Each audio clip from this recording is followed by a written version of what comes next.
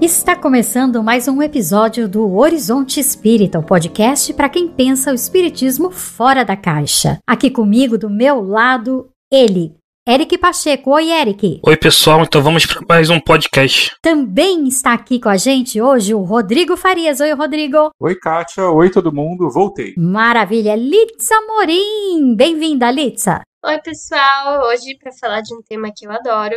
Para continuarmos a falar do tema que adoramos, e ele, Alan Pinto. Ei, olá pessoal, arte é vida, vamos lá, mais um episódio. É isso daí, nós vamos continuar a tratar do assunto sobre arte espírita. O que é arte? Existe arte espírita? Como pode ser a arte espírita? Deve ser amena ou dramática? Quais seriam as obras artísticas que marcaram o nosso desenvolvimento educacional? Que papéis a arte exerceu historicamente na nossa sociedade? É sobre isso e muito mais que nós vamos continuar a conversar. Bora lá?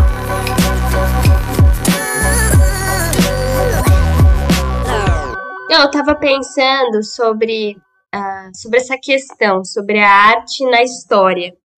E eu gosto muito, fiquei muito impressionada quando eu comecei a assistir um documentário da BBC, um documentário antigo, mas que se chamava O Poder da Arte. E eles iam, ao mesmo tempo, contando a história de grandes artistas, grandes pintores, mas o que me chamava a atenção era que esses grandes pintores, principalmente na modernidade, né, do século XVIII em diante, eles tinham alguma coisa em comum na história deles, que era ter uma capacidade muito grande de fazer algo que aguçava a sensibilidade das pessoas, mas no caso de vários deles, como por exemplo o Rembrandt e o Caravaggio, chegava um momento da vida em que a pessoa entrava em um momento de crítica à sociedade, em um momento de questionamento ou de ironia das personagens que iam sendo retratadas.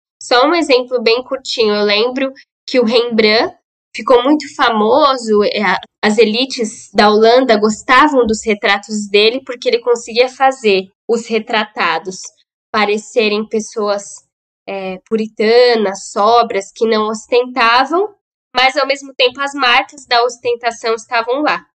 Então era tipo um rico que não queria parecer rico, mas queria que soubessem que ele era rico. E aí chega um momento que ele começa a ironizar nessas pinturas. E o Caravaggio, ele começa a pintar, num dado momento da vida dele, um Jesus assim, com os pés sujos, um Jesus bastante humanizado. Então ele começa a transmitir uma mensagem teológica, né? Da pessoa enxergar o sagrado naquela situação ou de sofrimento ou de marginalização social. E acho que a gente poderia até pular e falar que atualmente, por exemplo, do que falam os rappers, se não de várias situações vividas pelo povo que é marginalizado ou que está numa condição de pobreza, né, nas grandes periferias aí do Brasil. Na verdade, a arte sempre serviu como, vamos dizer assim, um espelho do momento vivenciado pela sociedade, né? Desde que o mundo é mundo, que se a gente for ver mesmo, já lá na pré-história, nas pinturas rupestres, nós conseguimos estudar aquelas pinturas. Então, a pintura, a arte, de qualquer forma, ela sempre serviu para retratar uma estrutura social, um momento social e muitas vezes um pouco mais puxado para a realidade e outras tantas vezes puxado mais para a visão do próprio artista. Então, quem vai analisar isso precisa ter muito cuidado nesse aspecto. A arte sempre fez e acredito que sempre vai fazer parte da nossa sociedade enquanto matéria mesmo de estudo e de observação. A questão, por exemplo, que você falou, Litza, dos rappers de hoje como sendo grandes, vamos dizer assim, denotadores de movimentos, isso sempre existiu também na música. não só agora com os rappers, mas eu me recordo quando eu era adolescente, nos anos 70, os funks, muito bem retratado, principalmente na parte norte dos Estados Unidos, que foi onde eu morei, eram bem relacionados ao momento, ao preconceito, à luta e a questões mesmo sociais que eles viviam na época. Então, assim, na verdade, é uma grande ferramenta que nós temos e devemos retratar, registrar e fazer valer como material de estudo, material de observação, mas sempre com muito cuidado para a gente não enxergar realidade onde não existe ou não enxergar a realidade onde ela está, né? A arte, ela acaba sendo justamente esse movimento de representação de sentimento, de visões. Quando o homem das cavernas começa a pintar aquelas cenas do cotidiano, ele estava se expressando, ele estava colocando coisas do seu próprio dia a dia, expressando a própria sociedade na época que ele vivia aquilo, que ele habitava aquilo ali. E a arte, ela sempre vai ser isso. Eu acho que a gente definir o que é arte, o que não é arte, é um passo, assim, muito perigoso para se dar. Eu prefiro entender que a arte seja expressão. Como eu sou músico, né, eu vou sempre tender para o lado da música, mas tem gente que tem olhar para a pintura, tem gente que tem olhar para o cinema, e todas essas formas, essas visões, uma tentativa de traduzir a essência das coisas, a essência do sentimento. E quando a gente fala a essência do sentimento, a gente acaba falando também da essência da alma. E quando a gente fala em alma, a gente vai sim ter uma grande relação entre arte e espiritualidade. Não tem como. Quando você fala, Kátia, do funk americano, não confundir com esse funk que a gente tem hoje, nada contra, mas é uma outra espécie de manifestação de cultura. Quando você tem o blues, que é aquele lamento do negro americano, que ele canta as suas dores. Quando você tem o samba, que é justamente a representatividade do gueto. Então você vê essas expressões de uma realidade que muitas vezes é marginalizada. O rap é marginalizado, o funk, né, hoje da periferia é marginalizado, o samba já foi marginalizado. Então essas coisas, elas acabam refletindo muito na nossa cultura. A gente precisa ter uma visão e uma abertura para isso. Então separar arte de espiritualidade é algo que não dá para racionalizar. Eu acho difícil definir a arte, porque eu concordo que ela está relacionada com o contexto histórico, né? Então cada época pode ter uma definição de arte diferente. Você tem várias nuances aí, então não daria para ter um critério único, né, de definição do que é o que não é arte, né? Porque sempre que você vai tentar definir usando um critério, você vai deixar alguma coisa de fora. Bom, eu adoro definições. Acho que sem definição a coisa fica complicada. Porque o que eu acho que é legal de dizer, assim, se a gente está falando de definições, obviamente nenhum de nós vai ter a pretensão de definir o que é ou não arte e impor isso a ninguém. Mas o que eu acho interessante é que, assim, essa noção que a gente tem de arte hoje, ela também é datada, ela também é histórica. Quando começa a se falar de arte, por exemplo, na antiguidade, na época dos gregos, a arte estava relacionada à técnica. Não existia esse conceito de arte que a gente tem hoje. É a técnica. Então, o carpinteiro, o marceneiro, o arquiteto, o pedreiro, o escultor e o pintor, todos eles eram detentores de uma técnica. Todos eles eram artistas nesse sentido. Não havia esse status especial, né, que você dá hoje para a figura do artista como alguém à parte dos outros profissionais. E essa ideia da arte como uma coisa separada, né, isso vai surgindo aos poucos. Me chama a atenção como historiador é ver como até a discussão do que é arte em si, ela tem um peso histórico. Ela não seria possível na época dos Césares. Ela também é uma coisa de uma época mais recente. E mesmo quando a gente diz que a gente não pretende dizer o que é arte ou não, se fosse, sei lá, 100 anos atrás, provavelmente uma pessoa culta conseguiria definir razoavelmente bem o que seria a arte, para que ela serve. Então não seria qualquer coisa que seria considerada arte. Não é qualquer pintura, não seria qualquer escultura, não seria qualquer música. E o que eu acho que é mais interessante ainda, falando ainda do ponto de vista histórico, é como geralmente as coisas que tinham status de arte eram coisas que eram apreciadas pelas classes dominantes. Então, muitas vezes o que era desprezado como não arte eram coisas, manifestações mais populares. Se a gente pegar a ideia das belas artes, ou do que é considerado a arte mais elevada, né? Você vê muito isso em música, certos gêneros são desprezados, às vezes dão a volta por cima e se tornam clássicos, como o jazz. O jazz era uma música de gueto 100 anos atrás, depois ele vai ganhando status, e hoje é uma coisa erudita, as pessoas até se gabam de serem conhecedoras de jazz, né, independentemente de classe social. O próprio samba também foi perseguido pela polícia durante muito tempo. Muitas vezes a noção que a gente tem do que é arte com A maiúsculo são geralmente aquelas artes apreciadas e consideradas como tal pelas elites. Música clássica, por exemplo. Aliás, a música clássica, né, ela era tido, né, como um ofício. Você tinha o ofício de ser o compositor de sinfonia. Sim, sim. Mozart era um desses. Até mesmo, por exemplo, as esculturas de Aleijadinho eram um ofício. O ofício dele era ser escultor. E é engraçado que muitas das músicas, falando ainda da música clássica, muitas músicas hoje a gente chora, né? A gente vê em grandes seleções, que as pessoas tendem a considerar como a mais elevada expressão da arte musical. Originalmente são tiradas de operetas populares, de músicas que eram voltadas para o povão. A ópera nos Estados Unidos do século XIX era altamente popular. As pessoas, assim, era como show de rock em muitos lugares. Mas aos poucos, e só aos poucos, é que se vai criando essa distinção de que apenas as pessoas, digamos assim, de bem, né, as pessoas mais respeitáveis é que podiam frequentar. Então você vai encarecendo os ingressos, você vai criando alojamentos separados para dar uma distinção maior, e a ópera acabou se tornando uma coisa elitizada. Então essa aristocratização da arte também é muito curiosa. Mas eu acho engraçado quando certas pessoas ignoram isso e começam a falar em arte superior e arte inferior e enchem a boca para falar de coisas que estavam na boca do povo um século antes. Talvez se a pessoa estivesse lá, ela não achasse que aquilo era digno de ser considerado uma grande arte, né? Porque era popular demais.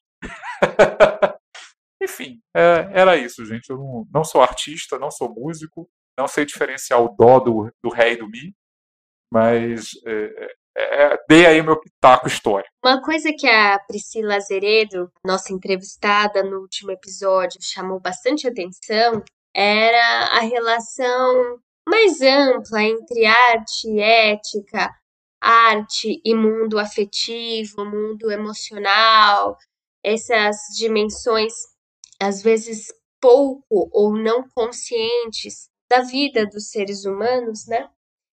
Isso me chama muito atenção. É uma das coisas que mais me encanta nas artes. Por exemplo, eu acho muito interessante quando o artista procura tocar num tema social ou num tema ético. Ou, por exemplo, quando o artista está falando de amor, né? Quantas músicas populares que falam de amor não acabam servindo para dizer pra gente o que a gente está sentindo e não sabe falar com palavras. Mas eu queria comentar uma coisa muito interessante sobre isso, que ficou mais claro para mim quando eu estava ouvindo um podcast sobre literatura, cujo tema era a obra do poeta e teatrólogo Bertolt Brecht, e eles estavam comentando que ele era um artista que não tinha tanto interesse por vanguarda, por experimentação. Ele até usava de formas de poemas mais antigos, tipo a forma da balada, para trazer um conteúdo que ele queria que se comunicasse com o povo. Mas a pessoa que estava sendo entrevistada no programa comenta que esse era o mesmo caso do Gilberto Gil. Havia, assim, na época das grandes, das principais composições do Gilberto Gil, haviam contemporâneos seus que estavam muito na vibe, no estilo da experimentação, mas que ele tinha uma preocupação em transmitir uma mensagem. E já havia alguns analistas mostrando e evidenciando que tem muita espiritualidade nas músicas do Gilberto Gil. São músicas que falam sobre fé, sobre amor, são músicas que também trazem uma pegada interreligiosa.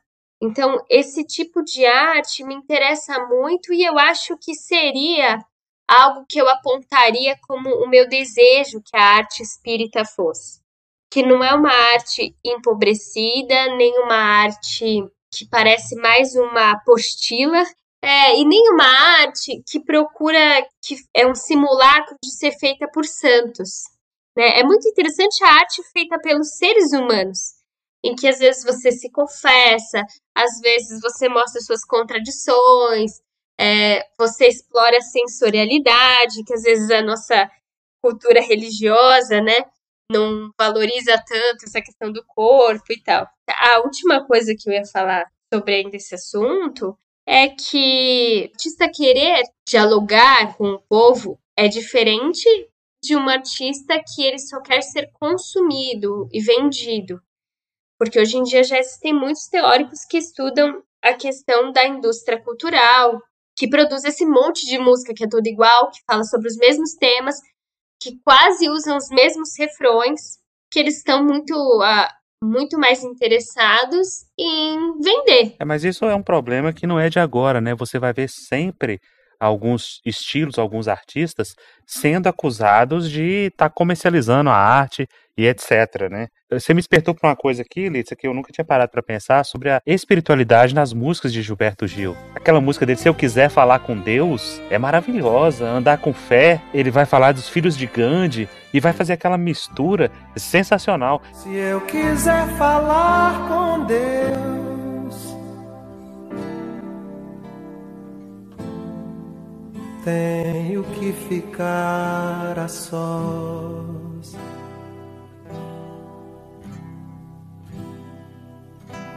Tenho que apagar a luz.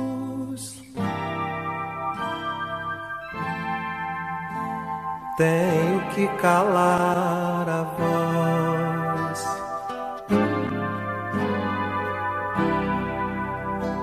Tenho que encontrar a paz.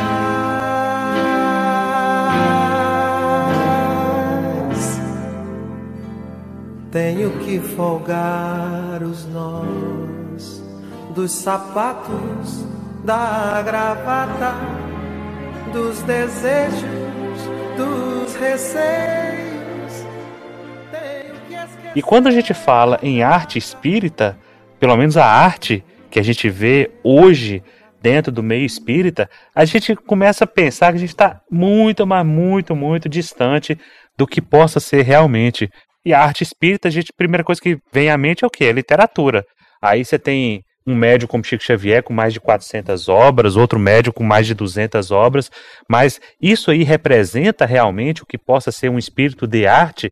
A gente vai falar também das pinturas mediúnicas, que são uma coisa extraordinária que apareceu na década de 80 com o Gasparetto e que, assim, impressiona a forma como ele fazia, mas a qualidade desse material realmente ela provoca essa sensação, esse sentimento que a gente falou aqui no início, que a Priscila falou muito bem no episódio passado, essa representatividade, né, essa introspecção que a arte nos conduziria quando você ouve uma música dessa de Gilberto Gil, quando você vê uma pintura do Caravaggio, quando você vê uma pintura do Velázquez, que é como se fosse uma fotografia, você não pensa que é uma pintura. O Velázquez, ele tinha tem uma história que diz que ele pintou um quadro em que havia um cacho de uva e era tão perfeito que os passarinhos entravam pela janela e iam bicar a pintura dele. Então, esse tipo de arte, será que a gente consegue ver hoje no meio espírita? Eu acho que essa é a grande discussão que a gente deve colocar em pauta nesses dias atuais. Eu queria, se me permitem, antes da gente entrar sobre a arte espírita atual, falar um pouco sobre como é visto na obra de Kardec. Kardec falou da arte espírita, tem um artigo da Revista Espírita de 1860, dezembro, que Kardec vai falar da arte espírita, né? E ele relaciona a arte pagã, a arte cristã e a arte espírita, né? Como um desenvolvimento de uma coisa da outra, né? Parecido com aquela visão da revelação de Moisés, de Jesus, e depois o espiritismo é uma coisa teleológica, né? E ele diz que nesse texto que a arte espírita seria uma fecunda inspiração, né, para os artistas, né? Ele não fala só de literatura, ele fala de pintura, de poesia. Tem muita poesia na Revista Espírita que normalmente o movimento espírita ignora ou nem conhece, né? Tem uma poesia que eu gosto, de 1863, da Revista Espírita de julho, sobre os anjos da guarda. Então, Kardec se preocupava bastante com esse tema, né? Embora talvez a visão do Kardec sobre arte, sobre beleza, possa parecer hoje um tanto, não sei, positivista, né? Por exemplo, vê lá o texto em Obras Póstumas sobre a teoria da beleza. Ele faz comparações entre as artes dos diversos povos, talvez possa parecer como datada, né? Até porque nesse mesmo texto, ele também deriva lá para frenologia, né? Ele falava da correlação possível, hipotética, entre a beleza das pessoas e desenvolvimento espiritual. Pelo amor de Deus. Aquele texto realmente é uma coisa. Tudo bem, uma especulação, um exercício intelectual que ele teve lá, mas assim, eu acho que, já que você tocou no Kardec, Érica, acho que a gente poderia discutir primeiro o que é arte espírita. É uma arte sobre temas espíritas? É uma arte mediúnica? O que é a arte espírita? É uma arte que se faz em centro espírita? Porque eu acho que às vezes a gente usa o mesmo termo para coisas diferentes. Então, se alguém faz um poema, digamos, sobre reencarnação, ele está fazendo uma arte espírita, e se a pessoa não for espírita? Como é que é isso? O que a gente está chamando aqui entre nós, né, de arte espírita? Porque quando você cita Kardec, me parece que ele está se referindo a isso. A arte sobre temas tratados pelo espiritismo. Mas é esse o sentido que a gente vai aplicar? Pelo menos na obra de Kardec, nesse artigo da Revista Espírita, é esse o conceito, né? Ele fala de arte inspirada em conceitos espíritas, né?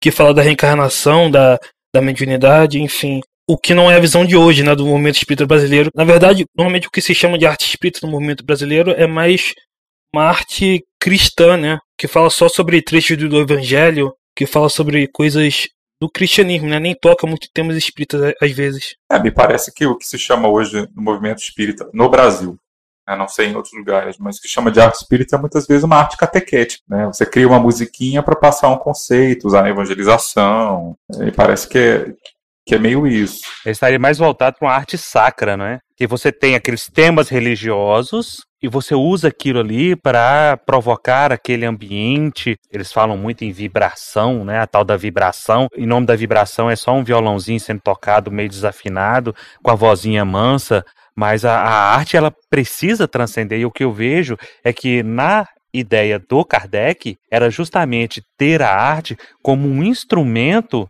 de sensibilização de espiritualidade. E não é bem isso que a gente vê hoje no movimento espírita brasileiro. Não se tem isso de usar a arte como esse instrumento de sensibilização, e sim de catequese, algo sacro, algo que você precisa utilizá-lo para entrar em sintonia, como se fosse uma espécie de mantra. Acho esse tema muito interessante e realmente a gente precisaria expandir nossas reflexões sobre o que pode ser a arte espírita e até sobre o que ela foi historicamente. E eu acho que o Eric matou um pouco a charada, porque se a gente vai pensar historicamente por que o movimento espírita criou esse termo de arte espírita, era justamente no mesmo estilo, na mesma inspiração da música católica, da música gospel, ou seja, é acreditar que algumas músicas podem trazer uma energia ruim, não exortar ninguém ao bem.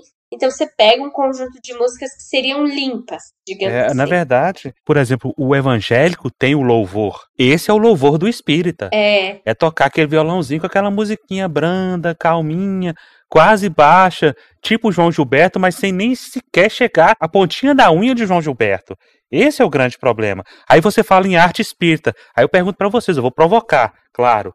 Vocês acham realmente que um filme como Nosso Lar pode ser considerado como arte espírita? Eu acredito que possamos ver sim como uma arte. Ela toca talvez em alguns pontos que não são muito comuns, como a espiritualidade, só que de uma maneira muito limitada, com um ponto de vista limitado, e de acordo com as crenças de uma, vamos dizer assim, parte da religiosidade. E é justamente nesse quesito que eu acho que o espírita e até mesmo o próprio Kardec deixou a desejar. Por quê? Porque ele enxergava, como vocês estavam citando até agora, a arte espírita como só mais uma dentro de uma religião, dentro de uma religiosidade. E não é. Se o espiritismo é algo universalista, a arte espírita também o é. E cabe em qualquer espaço, de qualquer forma, com pessoas espíritas ou não. Até porque nós sabemos que todo artista precisa do quê? De inspiração para criar. Só nesse ponto já toca aí a universalidade da arte. Independente se a gente for colocar dentro de caixinha como arte espírita ou não arte espírita, é a arte. A arte é algo espiritual. A arte, como a Lídia disse, ela precisa expandir, ela precisa ir além e não fixar e nem ficar dentro de caixinhas, né? Então, existe arte espírita? Podia ter existido na concepção de quem citou esse termo. Hoje não cabe mais. Hoje é arte e ponto. Arte com inspiração do lado espiritual, com comunicabilidade com o mundo espiritual, como sempre houve. Só que não com tanta lucidez, talvez, à época, dando a entender e a perceber a influência que o espírito exerce.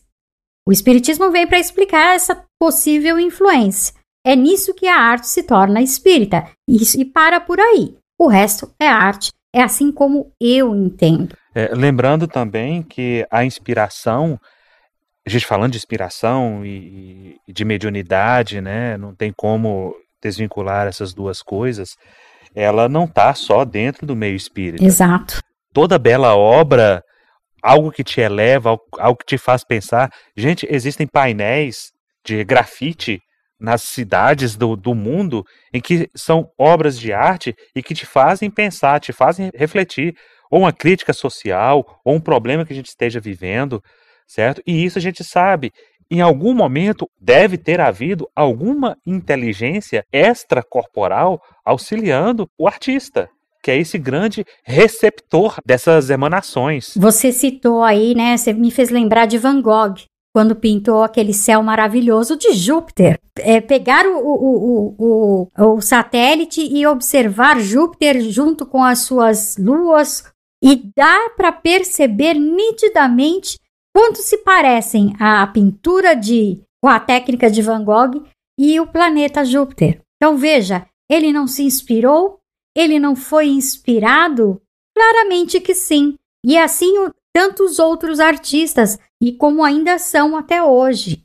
Nós temos aquele cantor brasileiro, que eu esqueci o nome dele agora, onde ele fala textualmente que ele sentou na casa de um amigo para escrever e a música simplesmente surgiu.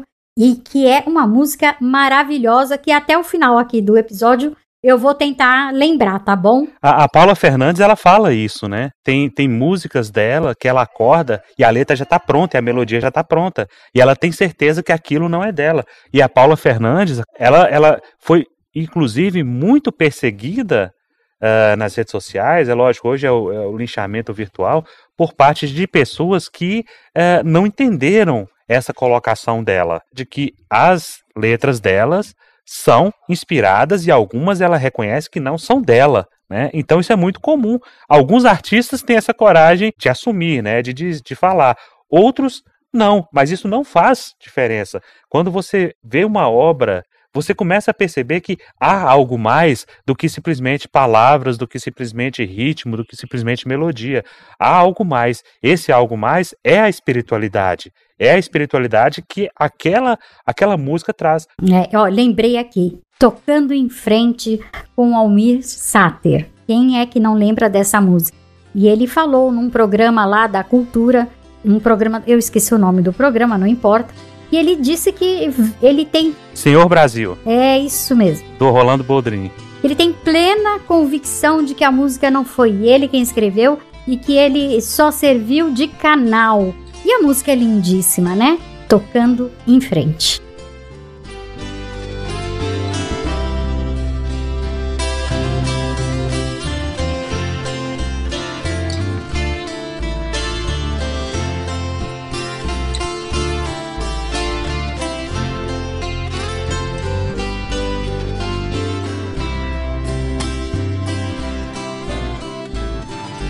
Ando devagar, porque já tive pressa e levo este sorriso, porque já chorei demais. Hoje me sinto mais forte, mais feliz, quem sabe. Só levo a certeza de que muito pouco eu sei, ou nada sei. Conhecer as manhãs e as manhãs. Essa música é dele e de Renato Teixeira. Sim. A música é belíssima, né? Milton Nascimento, gente, quem ouve Travessia de Milton Nascimento, Travessia. pra mim é um hino, né? Não é porque eu sou mineiro, não, longe disso, mas que o danado é genial, é. Eu tendo aí numa linha próxima da Kátia, eu tendo a achar que o conceito de arte espírita é um pouco desnecessário, mas também não vejo problema que uma pessoa queira usar. O ponto é que para existir arte espírita, primeiro ela precisa ser arte. E o que a gente faz é muito espírita, talvez no pior sentido da palavra, né, de ser catequético, doutrinário, e pouco arte. E aí, o que é a arte, né? Eu acredito também que a gente poderia diferenciar entre duas coisas. Existem os grandes artistas e aquelas obras que viram clássicos, como essas que vocês estão falando, do Almir Sater, ou as músicas do Milton Nascimento, que são pessoas com uma alta sensibilidade, com uma alta desenvoltura técnica. Então, é uma técnica para você criar uma melodia e manejar um instrumento, e também há uma técnica de poesia, de escrita. Eu adoro poesia, e a gente sabe que, assim, uma coisa é uma poesia de uma criança de 8 anos que rima amor com flor, que tem a sua beleza, mas que pode estar cheio de lugar comum, né? Então, o grande poeta é aquele que traz aquela palavra inesperada, mas que, ao mesmo tempo, toca a sensibilidade das pessoas, né? Ela é inesperada, mas que a gente entende, ressoa. Mas o que eu queria também comentar, um outro lado, também sobre o aspecto terapêutico da arte. A prática artística, ela pode ser uma forma de educação e de terapia. Então, eu não vejo problema que uma pessoa toque um violão meio desafinado no centro, nem problema que as pessoas escrevam seus poemas, que comecem rimando amor com flor, porque tudo isso tem um valor muito bacana no desenvolvimento da sensibilidade. A gente não precisa ser gênio para fazer arte. Agora, eu também queria destacar, se a gente fosse pensar sobre o que é uma arte bacana para o desenvolvimento espiritual, eu não acho que a arte bacana é a arte que só quer, digamos assim, elevar, no sentido de que ela tem que ser monótona, ou ela tem que ser sempre... Não pode ter nenhum drama, como o Alan falou, só o João Gilberto. Bem, coitado do João Gilberto, né? Foi um pouco reduzido aqui nessa minha fala. Não, pouco não, foi muito reduzido. Respeita João Gilberto. Foi muito reduzido. Desculpa, gente. Se você é fã do João Gilberto, eu também sou. Você me pede, eu peço desculpas também. Perdão pelo vacilo. Pede perdão pelo vacilo. É. Olha, João Gilberto, onde você estiver, preciso dizer que sou sua fã, tá bom? Foi mal. Mas o que eu quero dizer assim, gente, a vida do ser humano é uma vida de drama. Tem momentos em que a gente ri, momentos que a gente chora, tem momentos de extrema dor e desespero. Então vamos pensar quando Picasso pintou a Guernica, que ele estava retratando os horrores da guerra. Isso faz parte da experiência humana. A gente não pode esperar que o artista seja aquele que só vai falar de anjos e estrelas.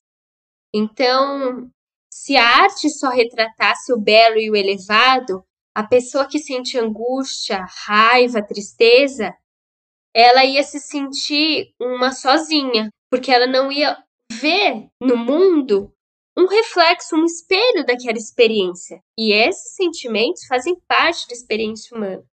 Agora, é claro que a arte espírita ou a arte com inspiração espírita, ela poderia tentar trazer notas de esperança, mas desde que isso seja autêntico, que não seja uma coisa forçada, né? Porque eu acho que é isso, o artista ele precisa se reconhecer naquilo que ele faz, né? Ele precisa ter alegria naquilo que ele faz.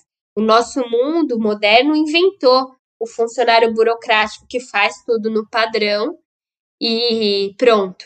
Mas se você pensar num marceneiro ou até num pintor de paredes, eles sabem quando eles fizeram um trabalho bem feito ou não. Essa questão que você colocou aí, Litsa, ela é, aliás, muito bem colocada.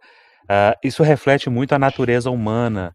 Todo mundo que ingressa numa arte, ingressa por amor. Ele busca o estrelato, ele busca a fama, mas não no começo. Ele busca o reconhecimento, ele busca a pessoa entender do sentimento, aquilo que ele quer passar. Tudo muito bonito. Aí ele vai e consegue um contrato. Grava o primeiro disco, faz o primeiro filme, apresenta a primeira peça. Tudo tranquilo. Vem o segundo, vem o terceiro. Aí ele já fica preso a um contrato.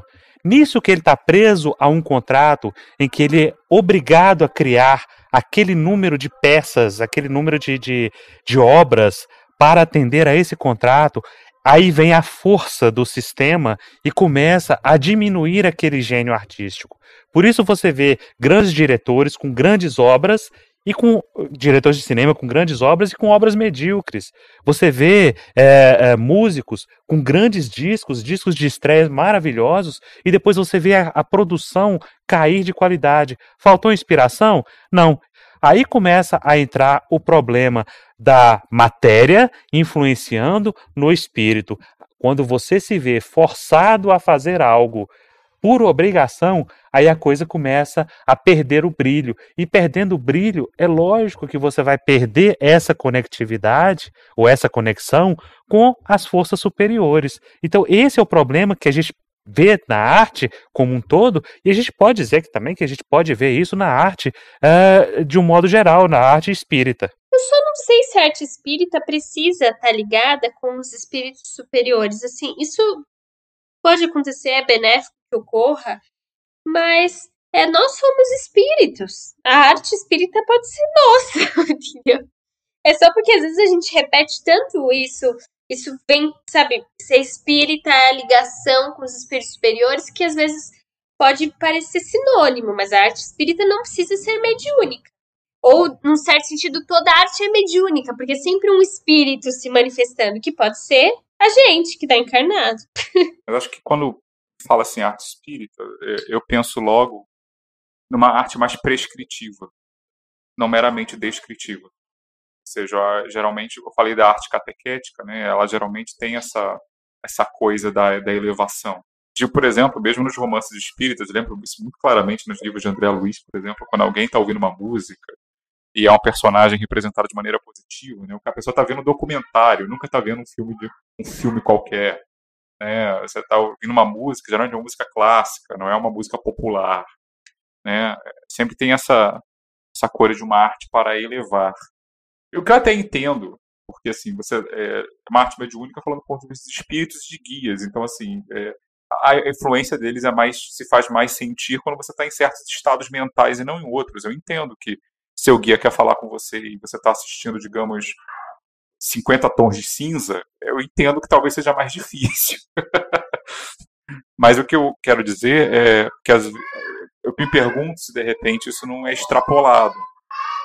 Porque assim, a arte que te condiciona melhor para certas atividades, conversar com um guia, participar de uma atividade espírita, ok. Mas eu me pergunto se às vezes as pessoas não levam isso, tipo, toda a arte que eu tenho que consumir tem que ser sempre assim. Porque como a Litsa falou, a experiência humana tem um repertório. E assim, se você ignora parte desse repertório, sempre olhando para cima, eu me pergunto, a gente fala tanto de autoconhecimento, quanto a gente vai lidar com isso. A arte também fala de, por exemplo, né? Falando da arte boa, mas mesmo uma boa arte, a gente fala de tragédia, fala de tristeza, fala de sentimentos ruins, isso faz parte da experiência humana. Eu me pergunto se a gente pode usar a arte como um instrumento do bem, como às vezes eu tenho a impressão de que muitos espíritas creem, apenas pegando a arte, sabe, a arte poliana, né? É sempre uma arte prescritiva, uma arte que está te dando regras, né? E eu acho que não. Claro, se eu tô prestes a dar um passe em alguém, eu não vou assistir Psicose, né? Eu não vou assistir Stephen King, mas eu tenho a impressão de que, voltando para a vida em geral, a gente tem que tomar um pouco cuidado de não virar piegas, né? Eu já aprendi um bocado lendo romances de Stephen King. São muito diferentes de... A Aurora chorando. São muito diferentes de ler um romance de Emmanuel, com toda certeza. Ou um Taylor Caldwell, coisa da vida. Mas isso não quer dizer que eles sejam ruins ou prejudiciais, entende? E às vezes eu me pergunto se dentro do MEB, mesmo informalmente, quando a gente pensa em arte, a gente não acaba agindo um pouco como os nossos irmãos evangélicos mais conservadores. Tipo, certas artes você pode, certas artes são pecado. Eu gostaria de finalizar que, assim, a minha participação dizendo que, assim, a minha visão de arte ela é muito peculiar, tá? Eu fiz design de produtos, né? Então eu estudei um pouquinho da história da arte e um pouquinho da concepção da arte no nosso dia a dia.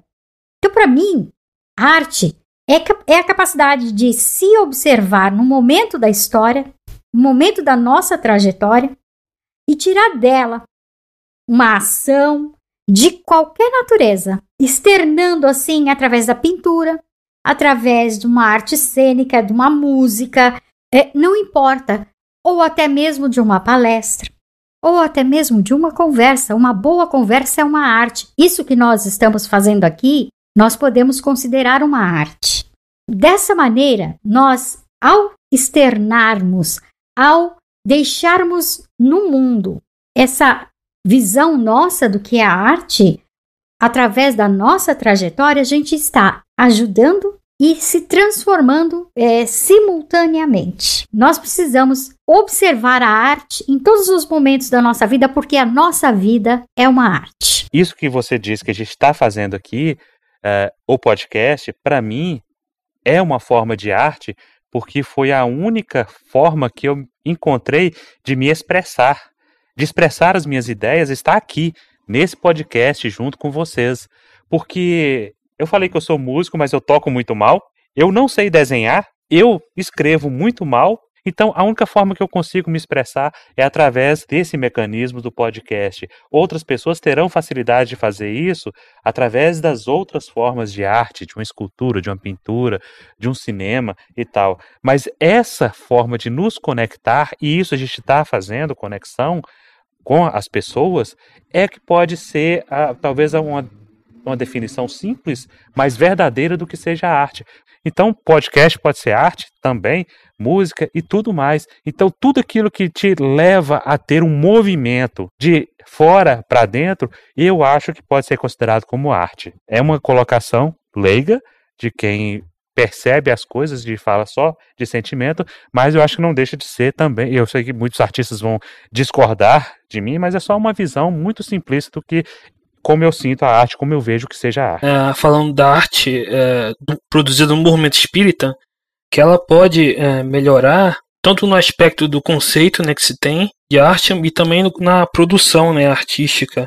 Porque muitas das vezes coisa é feita exclusivamente por amor, né, sem a consideração da técnica. E você não pode criticar porque é considerado falta de caridade, enfim. Mas é isso, pode melhorar nessas duas questões. Uma vez eu ouvi uma entrevista com uma linguista na Rádio Eldorado e ela falou uma coisa que eu achei tão interessante, que a arte é uma outra linguagem. Então, como toda língua, você aprende e quanto mais você usa, quanto mais você ouve, fala, você vai adquirindo fluência. Então, eu acho que é uma possibilidade incrível. A gente vai consumindo e vai sendo tocado por aquilo. E quando a gente exercita um pouquinho também, coisas das profundezas do nosso ser vão aparecendo.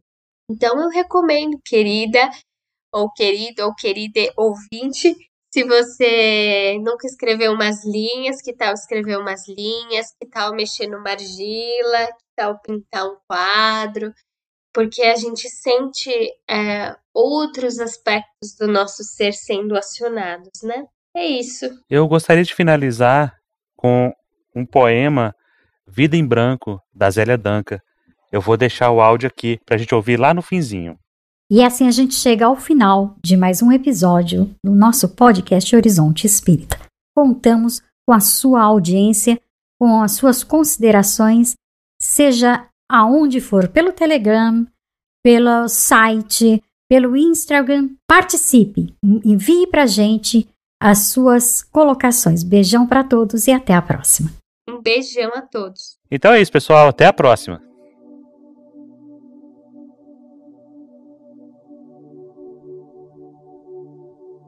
Você não precisa de artistas? Então me devolve os momentos bons, os versos roubados de nós, as cores do seu caminho. Arranca o rádio do seu carro, destrói a caixa de som, joga fora os instrumentos e todos aqueles quadros, deixa as paredes em branco, assim como a sua cabeça, seu céu de cimento, silêncio cheio de ódio, armas para dormir, nenhuma canção para ninar, e suas crianças em guarda, esperando a hora incerta para mandar ou receber rajadas. Você não precisa de artistas? Então fecha os olhos, mora no breu, esquece o que a arte te deu. Finge que não te deu nada, nem um som, nem uma cor, nem uma flor na sua blusa, nem Van Gogh, nem Tom Jobim, nem um Gonzaga, nem Diadorim. Você vai rimar com números, vai dormir com raiva e acordar sem sonhos, sem nada. E esse vazio no seu peito não tem refrão para dar jeito, não tem balé para bailar. Você não precisa de artistas? Então, nos perca de vista, nos deixe de fora desse seu mundo perverso, sem graça, sem alma.